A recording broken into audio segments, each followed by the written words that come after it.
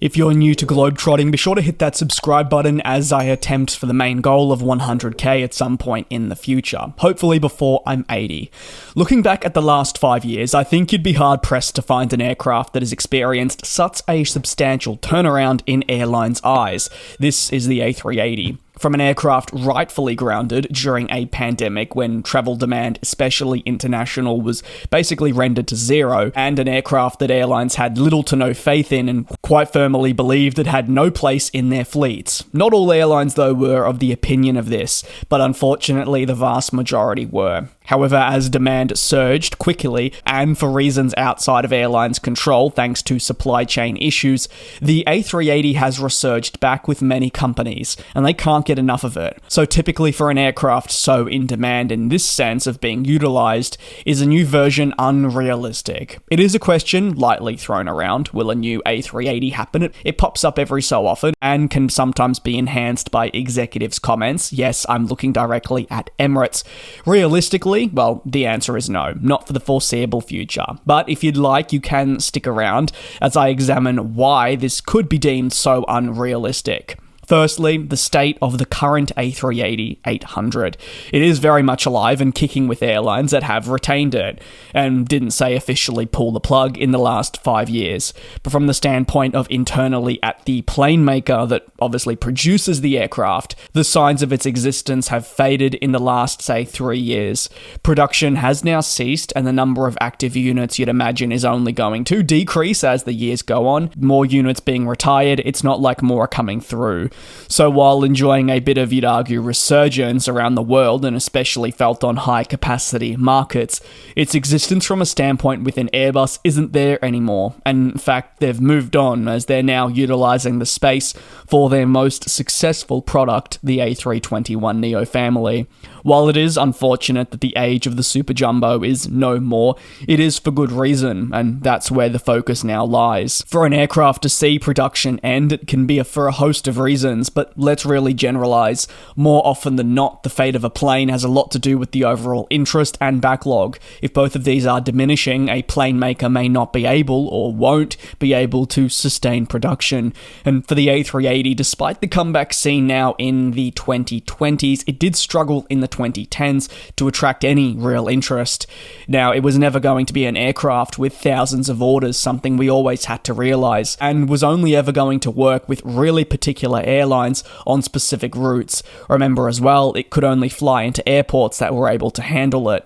Its end performance may be considered a commercial disappointment in comparison to the hopes that were initially laid out for it, but at the very least, it is committed to flying into the 2040s with Emirates, and while production would have at that point concluded some 2 decades prior, it would have enjoyed almost 4 decades of flying, this per current guidance.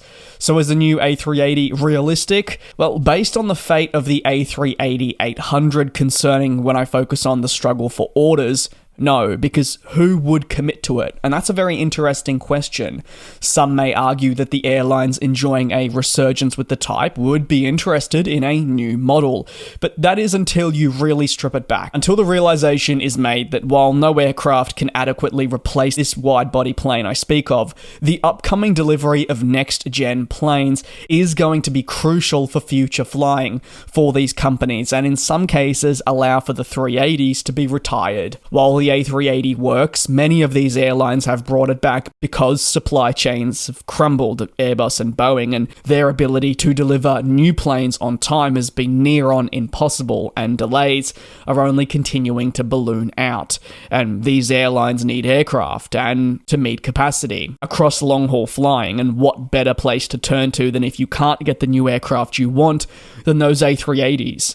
However, moving forward, when other jets can finally be delivered and airlines are able to really move forward in the direction they intended so long ago, the world's largest passenger plane's position may not be what it is today, and thus you can probably understand that it wouldn't warrant a new version being produced. Realistically, while some airlines such as British Airways have in the past explored the opportunity of taking on additional units secondhand, this never eventuated, and it has always really been an aircraft that's been one and done, enjoying a life at a single operator before heading to the scrap.